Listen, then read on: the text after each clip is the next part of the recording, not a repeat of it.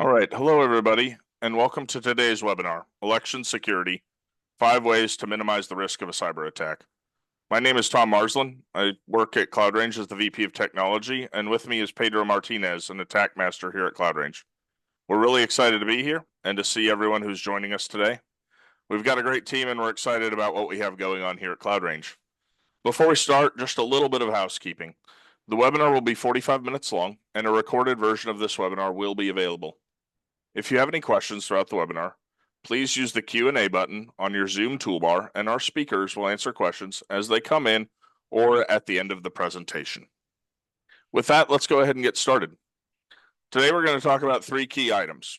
We're going to learn to recognize various ways elections can be compromised and how to identify them, prevent and mitigate cyber incidents, and implement actionable strategies to secure election systems.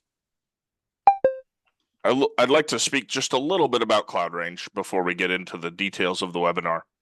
CloudRange was founded in 2018, and we focus on addressing the growing skills and experience shortage in cybersecurity by providing the first remotely delivered cybersecurity simulation training solution. We provide cyber ranges as a service with our own facilitators or customers that can utilize our training material and train their own internally. And by doing so, we established a new category in cybersecurity, and we're proud to be serving with and working with customers and partners on every continent. Some of the growing challenges that we work to address. First, the cyber skills gap continues to grow, and we really see that gap at the mid-level of the cybersecurity professionals. We also find that traditional education and certifications aren't enough, and on-the-job training simply isn't an option with how really overworked the industry really is. Also, not understanding attacks and threat vectors. It's one thing to read about them. It's a completely different thing to see them in the cyber range. So we work to emulate attacks from foreign governments, criminal ransomware gangs, misinformation groups, as well as various advanced persistent threats, and really run a training program for your organization. Finally, organizations that are working to train really struggle finding enough federal money to help cover the costs of securing those systems, updating equipment, and training staff. With that, like I said, CloudRange provides the world's leading cyber range as a service. We provide customizable cloud-based cyber range networks that can integrate with the tools that you already have existing in your production environment. And on top of that, we layer live fire cyber attack team simulations. My scenario development team here at CloudRange conducts research into advanced persistent threat groups and models attacks after them, utilizing the same indicators of compromise that you would see in the wild. With that, we do red, blue, purple, and capture the flag exercises, focused mainly on blue team incident response. And to supplement the team-based experiential learning that our customers see inside of the cyber range, we follow that up with over 1,500 individual skill development labs. Aside from the range and the labs, we also work and provide advanced tabletop exercises to our customers, hiring assessments, and finally, I'd love to mention we also have operational technology environments or industrial control system environments for those OT customers. Like I said, we're proud to be working with customers around the globe. And on this slide are just some of those customers, working with enterprise security teams, managed security providers, the U.S. military and government, colleges and universities, utilities, and workforce development groups. With that, I'd love to introduce Pedro Martinez. Pedro has been with us for some time now as an attack master, working with our enterprise customers to deliver high quality training. And today he's going to be walking through anatomy of a ballot breach attack. With that, Pedro, the floor is yours. Thank you, Tom. Really appreciate it. Thank you, everyone, for joining us and for making time for this presentation. We're going to talk about some things that we could do to improve security on elections, and we're going to look also at an actual attack. So we're going to try to understand what the malware is attempting to do in the environment within the CloudRange environment. So I think everyone in the audience knows that the U.S. elections have been the target of nation states for years now. This is something that they want to do to influence, have an impact in our way of life and things like that. So 2024 is no different, right? This nation states continue to target our elections. Just want to give you two examples of two nation states. Russia, of course, I believe comes to mind, and they've been attempting to sway our elections over the last two terms. Um, and they're also leveraging social media, right? For people, as you guys know, it's often difficult as you're looking through the news, right, to determine what's a fact, what's fake, what's real, what's not. And the Russians are really behind that type of propaganda. Another nation state that's heavily involved in this is the Iranians. So I figure everyone on the audience is aware of the Russians and their intents to influence our presidential campaigns, but also the Iranians are also reported by the intelligence community to be involved in attempting to impact the consequences of our elections. I'm sure that other nation states are likely engaged as well, but those are the two majors at this time. A couple of, let's say, simple, right, things that we could do. Of course, enabling multi-factor authentication, being aware and addressing our vulnerabilities in our environment, realizing that physical security also impacts cyber. I think too often we overlook that part. Another recommendation for those running elections is getting the .gov domain, rehearsing our incident response plan, or even better, having your team participate on an attack simulation within a cyber range like Cloud Range, and then joining the ISAC that it has for election infrastructure. So a few more items here. I think everyone knows that just passwords by themselves are not strong enough. We're not that good about creating them. And whatever we come up is clever for our brain, but easy for computers to crack. Next one, please. This is very important. I think that often people get reports on their vulnerabilities, right, that are monthly, and they're aware of it, but there are often many reasons why those don't get addressed. We cannot stress the importance of addressing those vulnerabilities. There are cyber hygiene offerings that can do scanning of your public-facing assets for free, and they give you an understanding of your security posture if an attacker was to scan your environment. Once again, as I mentioned before, the physical aspect, CISA offers, and your state also offers ways to provide a no-cost physical security assessment. That is important, right? Because as I said a moment ago, we overlook the physical aspect and it still impacts cybersecurity. So something important to keep in mind. Also, the next one, please. Getting a .gov domain, it really helps with making it easier for the public to reach those sites and feel a little safer. Next one. And of course, rehearsing our incident response plan, right? The last thing we want is to for it to be the first time that we're going through that response plan under a real attack, right? We want to have the opportunity to go through that in an environment that has a little less stress, and that the consequences are not as dangerous. So always keep that in mind, that you take time to rehearse those plans. And again, there's an election infrastructure ISAC that is worth becoming a member, and is free of charge as well. Good information that you can receive through that service. Right now, I just want to talk about some initial vectors, like email, websites, and things like that. So that's going to come up here on the next slide. So the email, of course, websites, the actual network, the election systems, the office, and personnel. Next slide, please, so I can go into each one. This is how we do daily operations, how we communicate on a consistent basis. Realize that is one of the preferred mechanisms for malware to be delivered. Okay, so always being aware of that. Websites, right? There's things that actors can do, like deface websites to or prevent access to website, or create spoof versions of that. So keep that in mind. And also in a attack like this, keep in mind that the web defacement may be a distractor, right? We're going to talk about that, right? There's things that attackers do to kind of grab our attention, but it's not the ultimate goal of their intent. The network, right, that underpins those systems, getting a foothold onto the network allows the attackers to have access into that environment and impact potential vote counts. Election system, right? Whether it's a physical access or cyber access, realizing that can impact the CIA triad. We're going to look at an example today in which the integrity of the voting system was impacted. Votes were altered, given one particular candidate an advantage. And one thing I'd like to chime in with here, really quick, just to set the Yes.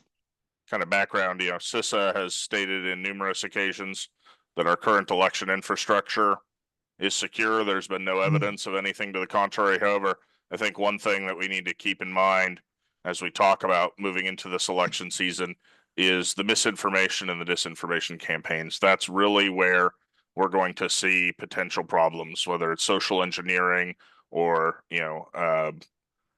affecting voter records, things like that. But the election systems themselves, despite what we're going to show here in the webinar today, with a voting machine and a potential compromise and the need to do forensics, CISA has repeatedly put out that our voting systems are secure, they're disconnected from the internet, and relatively safe. Just want to add that here for some context. Yeah, no, great point, right? And that's why I think you saw a slide that it emphasizes the importance of those publicly facing assets, right? It's not that we overlook those that are internally facing, but a little more difficulty to reach them. Great. I think we talked, okay, the office, right? So back to the point of physical security, of the fact that there may be events that impact the office space. That could be natural or man-made. It could be the type of access that folks have to that building. So all those things play into the fact that attackers can use that to leverage attack techniques, to walk into the building, to find out what details they can find out once they're in, maybe to gather some other details around the network. The personnel. One thing I read recently was that according to the document that I was reading, all the personnel running elections is new. And many of the folks that have been involved in preparation for the upcoming elections are gone, right? Apparently, it's a job with a high turnover rate. So that makes it hard, right? Because you don't have that longevity, right? You don't have those folks that bring in that corporate knowledge and those lessons learned from previous years, right? So election personnel are heavily targeted by nation states as well. Thank you so much, Tom. I think, okay, so now we're going to look at an attack. We're going to do a combination of doing things from the environment, and then some things we're going to look at it through some slides just for the sake of time. But during this attack simulation, the voting machine system was compromised. The attacker is able to inject malicious code or malware. And I want to speak about that for a moment. I was at an event with CISA recently, and someone said, hey, malware was installed. And when they asked the question about, hey, what kind of event, what's the severity of the event? Well, they say it was low because only a few records were compromised.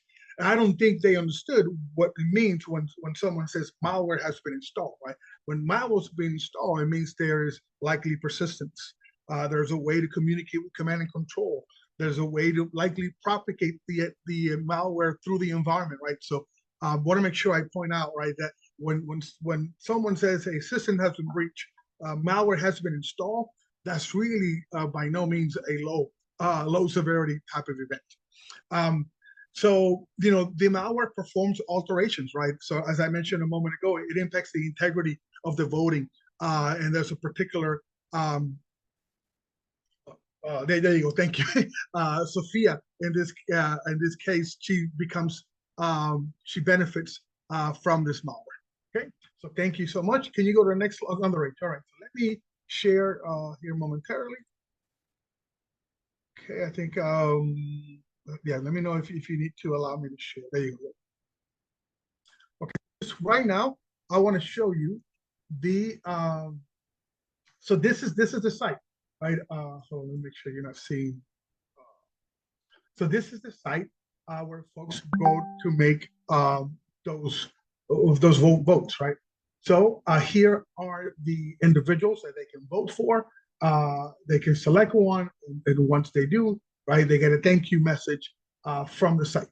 Now, in here, I'm going to show you, this is the admin dashboard. And here's one of the things that we're going to talk about. As you can see, the remote access feature is available for this site, right? So folks, for admin purposes, have the ability of remotely logging in to the system. Okay, so what we're going to do is we're going to do that right now. So just give me a moment here to organize my windows.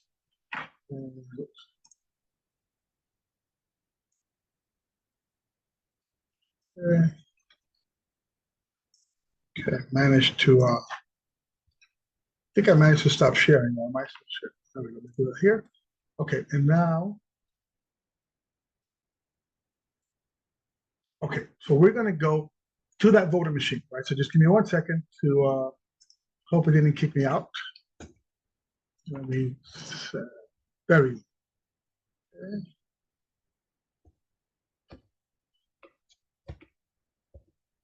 Okay, let me share again. Sorry about that.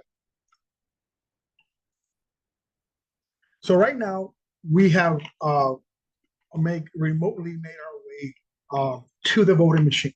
Now it was just using RDP, right? So nothing sophisticated, right? SSH is another approach. If it's a Linux box on port 22, Windows systems RDP on port 3389. So right now I am on that machine. I'm just going to run ls, right? Thankfully, it's PowerShell, so it knows some of the Linux commands. And as you can see, as we look here, I have some executables here, right? And some of those, are familiar, or at least their supposed purpose seems to be in its name. But there are two executables that those names look a little weird, or at least grab our attention. So I'm going to run. Actually, I'm going to feed it to a more so that. Okay, I think I managed to add here a character I wasn't trying to do. And so right now, I'm seeing processes, right? And once again, I see that 3HKF0P89, right? Since I did a more, I need to use the space bar to step through it. Some service hosts. By the way, if you ever wonder what is the most popular name for malware, is service host. And one of the reasons is because look at all the service hosts that are created by the OS natively, right? So you're looking through it, right? And realizing that I have that, that's the other one, XC43FH1. So I have some processes that are grabbing my attention at this moment because of the naming convention, right? Really nothing else at this point. We're just looking at names.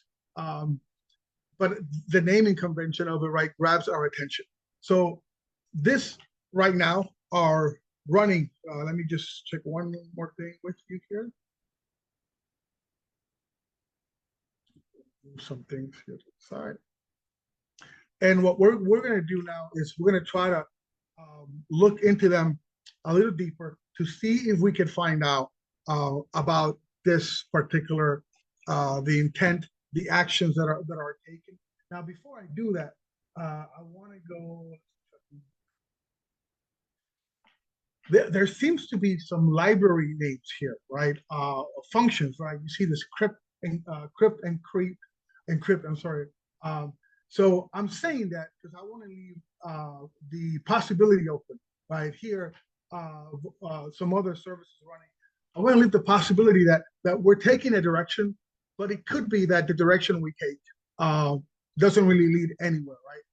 So what I'm going to do for this, give me 1 second to jump over. So we saw those executables that are running. We saw some other libraries within the environment as well. We're going to leverage some tools such as strings. We're going to leverage some tools such as Kappa, right? And Kappa, if you haven't used before, when it comes to malware analysis, I think you're going to really like what you see. So let me just move over here for 1 second. Okay. And sorry for my delay as I make my way between windows.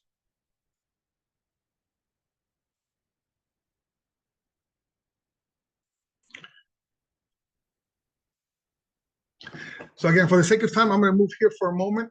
We're going to run, I ran a commandlet get service, and I want to see the services that are currently running.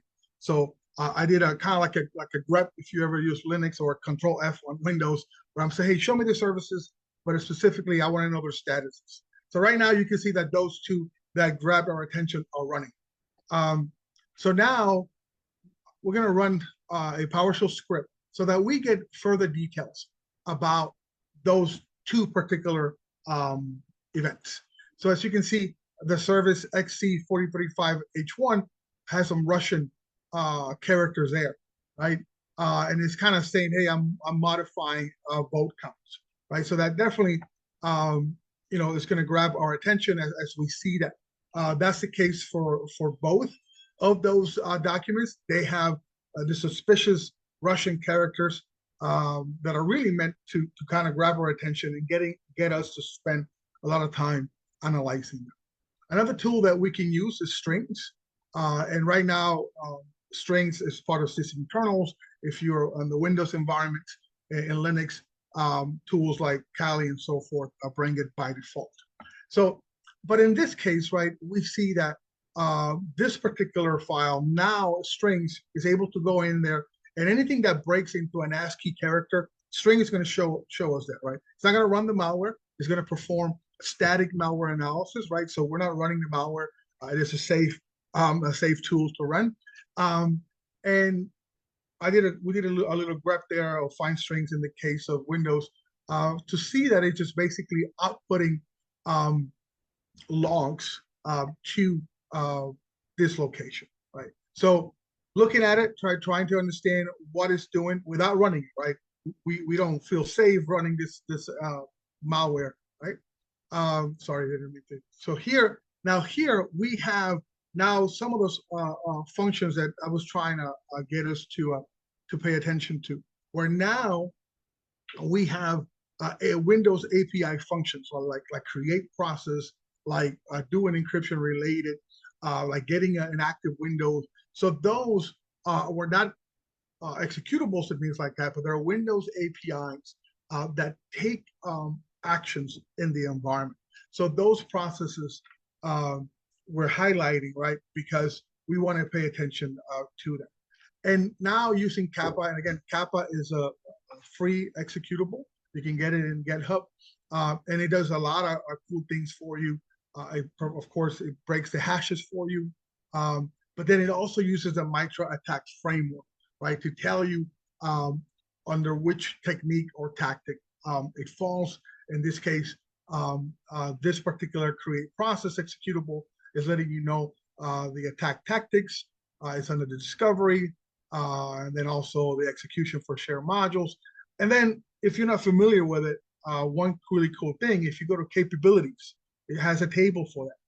And then it lets you know, okay, this can enumerate files. This can write files on Windows. This can set registry values. And a couple of things that to translate that, well, that means that if they can set registry values, they can become persistent on an environment.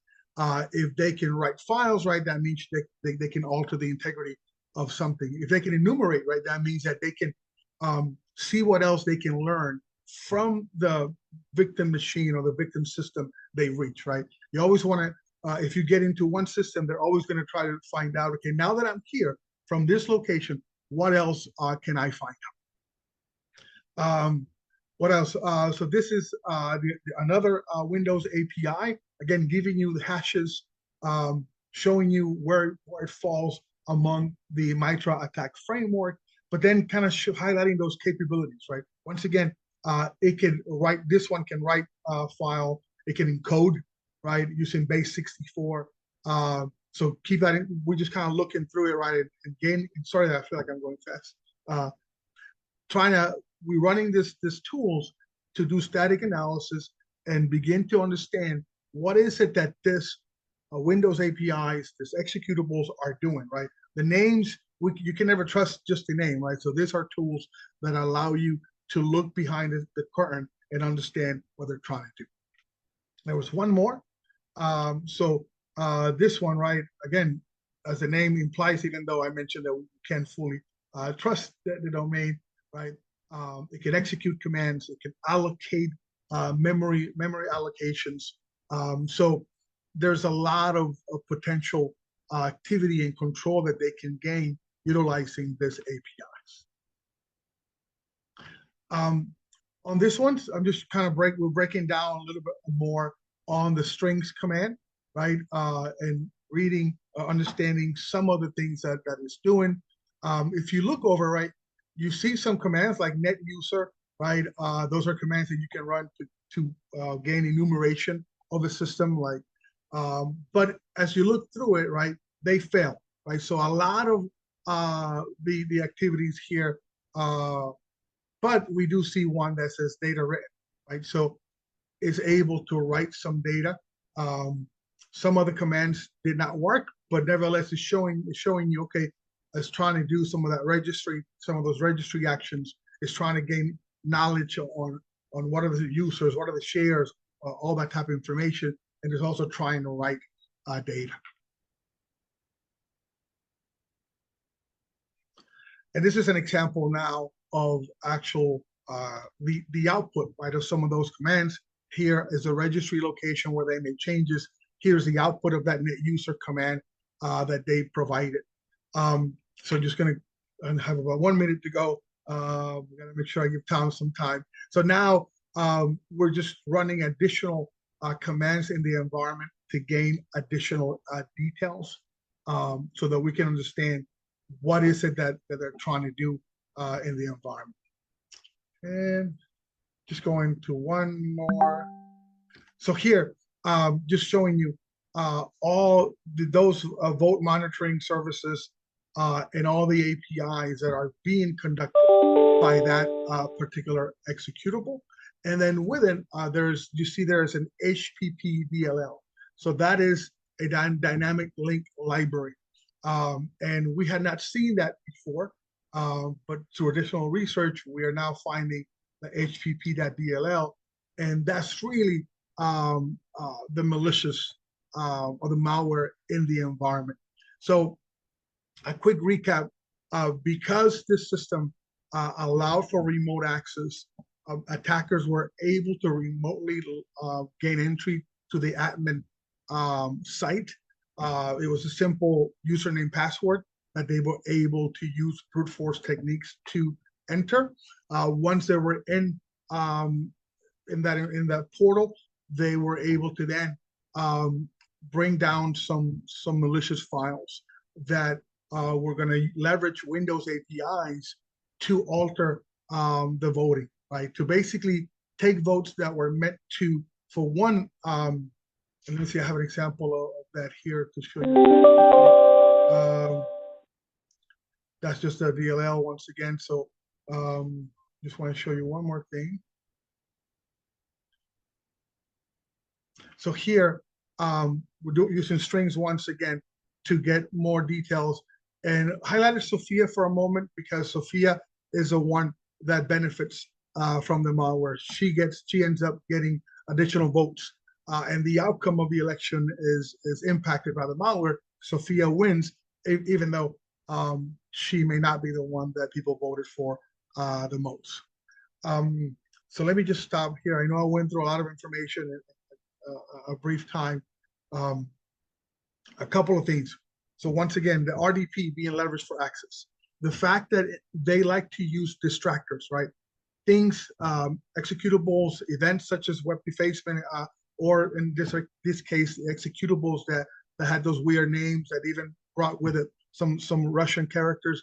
We didn't spend a lot of time on them because we had to move forward. But for a team, I'm sure they would have spent several, maybe an hour, maybe more, just on that, right? So realizing that these types of attackers are going to have those things that draw your attention away from what they're really doing. Eventually, we kept analyzing things and realized that there were some APIs that were doing some actions that point towards persistence, action that points to impacting the integrity of a system, and used, again, tools like strings, Kappa, to get those details to eventually realize that that's the HPP DLL, or that dynamic link library, was impacting the voting. So a lot to process, but just wanted to show those things in a combination from the range and some snapshots that we took to show you what we were doing during that process. Awesome. Thanks, Pedro. Let me go ahead and share my screen back and we'll talk through and get to Q&A as well. Thank you for that presentation, Pedro. Really good stuff. So the first thing, let's talk a little bit about recovery, mitigation, those kind of aspects. So in this case, discovering that process that had somehow been inserted into that machine, we're going to want to halt that right immediately and stop any ongoing malicious activity. And then for forensics, for evidence concerns, especially in this case, um, you know, securing and preserving those logs, any artifacts that have been found, any indicators of compromise, performing full memory and disk captures of those systems, kind of same thing. And then finally, once that's done, there'll be an investigation of course into this, identifying and deleting all instances of any of those malicious files that have made it onto any of those machines and reverting those changes. In this case, the logs of what votes were cast were able to be recovered. And so by repairing those machines and restoring those altered vote counts, we could ensure the integrity. In things like this, obviously, huge chain of custody, big investigation, figuring out exactly what occurred. And again, this is an example of things that can happen that are in the realm of possible. But to this point, again, CISA has put out numerous times. Our elections, specifically that voting infrastructure, has never been more secure than it is today. Other things, a lot of these machines are running legacy software, legacy operating systems. They're disconnected from the internet. Still making sure that those things are updated, running a strong vulnerability management program, updating your firmware and software on all machines, and inspecting and cleaning that production environment. And finally, making sure that we're rotating credentials or using some kind of a zero trust architecture when we're connecting to those to make sure that the only people that have administrator access are the ones that are authorized. Along mitigation, just like we're learning in the news about the pagers that exploded a couple days ago, that was a supply chain issue. And with things that aren't going to be internet connected, most likely it's going to be something similar where there was tampering either during manufacturing or in shipping or on arrival. So making sure that there's strict access control and surveillance to monitor that environment, to maintain control of those machines, and conducting regular security audits, checking those machines, checking their physical security measures, their integrity, certifying them before they've been deployed. You can also do things like we've done. I'm sure Pedro has this experience well in the military with hardware, having tamper evidence seals around things to make sure that if a server rack's opened, somebody knows. Also logs of access to those devices and chain of custody. And finally, if you are going to network things like that, comprehensive monitoring of those systems to detect any unusual activity. And then finally, regular training sessions for staff to recognize and respond to those threats. Many staff that work in elections are volunteers.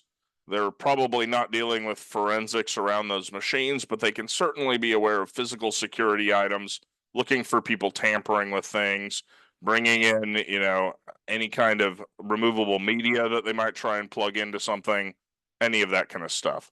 And then, of course, having a strong backup and disaster recovery plan so you can quickly restore. So 5 ways that you on this call, on this webinar, can ensure you're prepared for election day.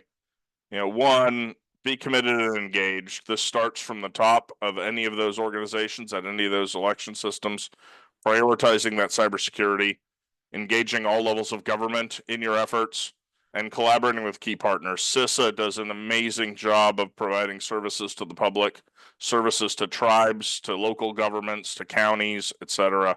They offer plenty of tools and resources, including audits and penetration testing. So I highly recommend working with them, as well as that election ISAC that Pedro mentioned earlier. Also working with your third-party vendors.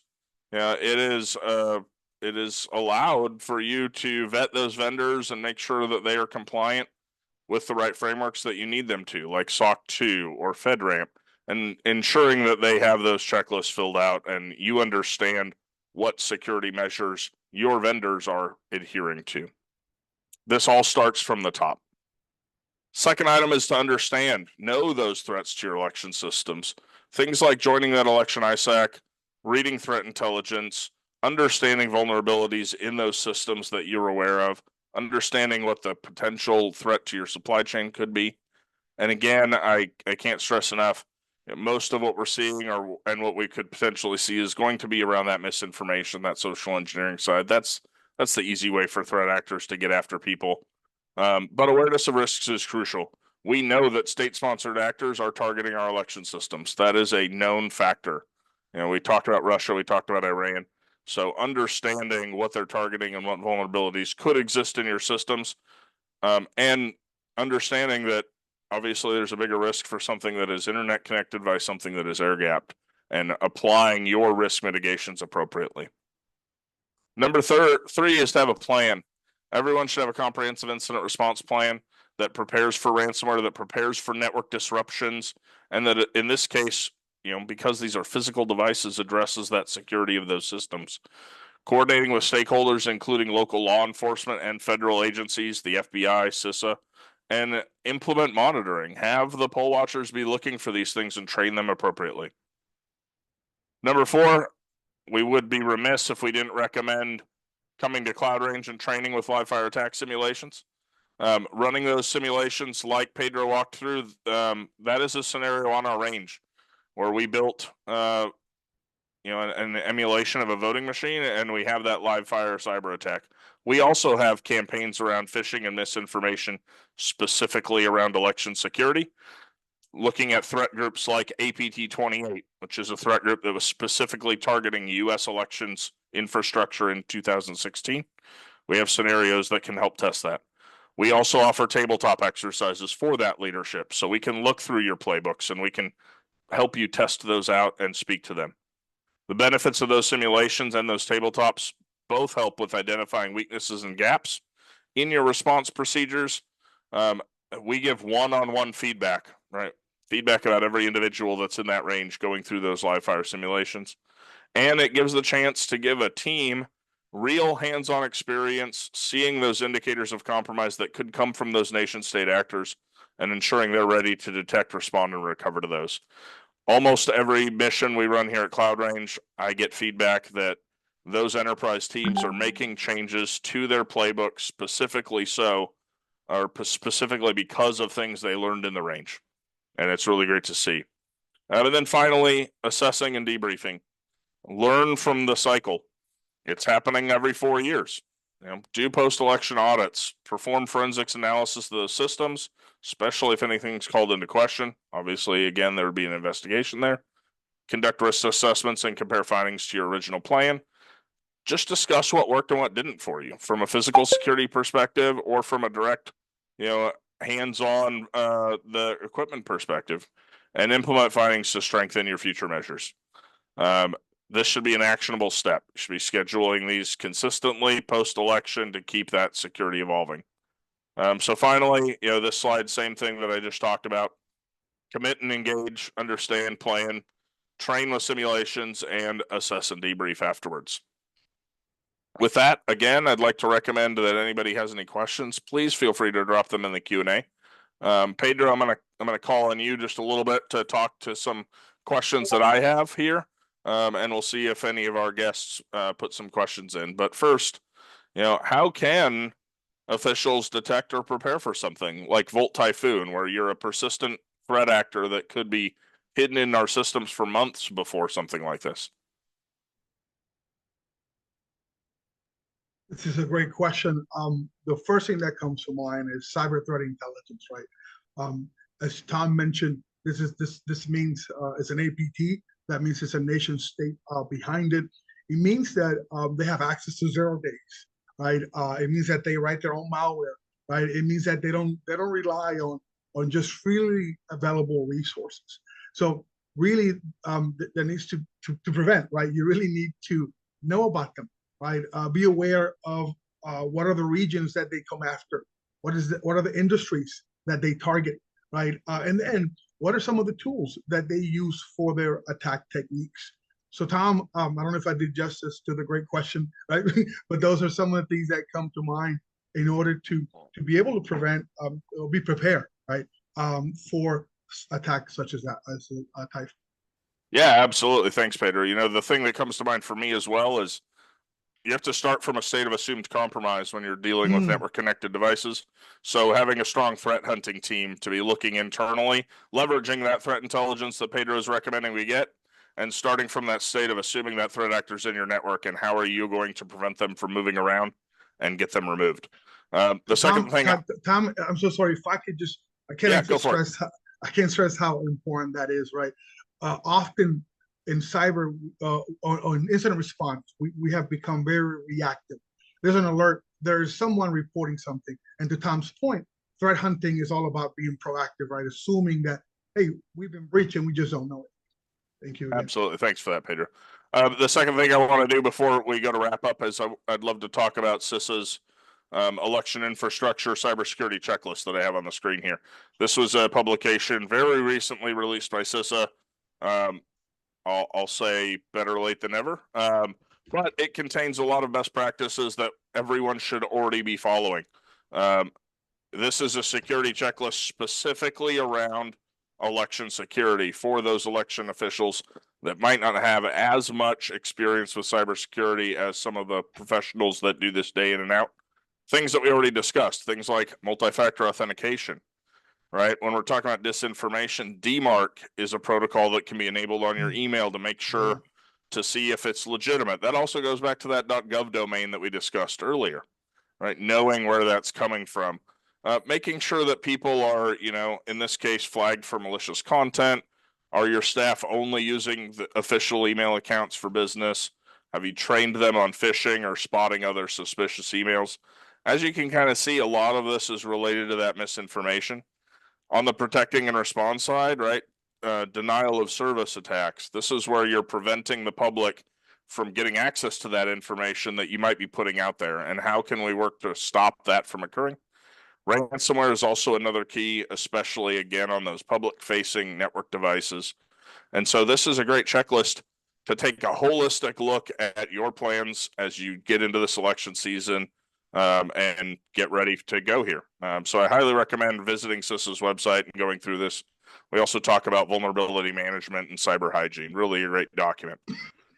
Finally, I'd like to jump to the last slide and say thank you everyone for attending. I don't know why the music is popping up there. My apologies, but we have an election security training package. Anybody who's attended the webinar, make sure and email info with election security training in the subject line, and you'll get a discount on single missions with Cloud Range on an election security scenario package with us. And with that, Pedro, thank you so much for attending today. Really appreciate your input as always on the front lines training these enterprise and government teams. Thank you everyone that tuned in and have a great day.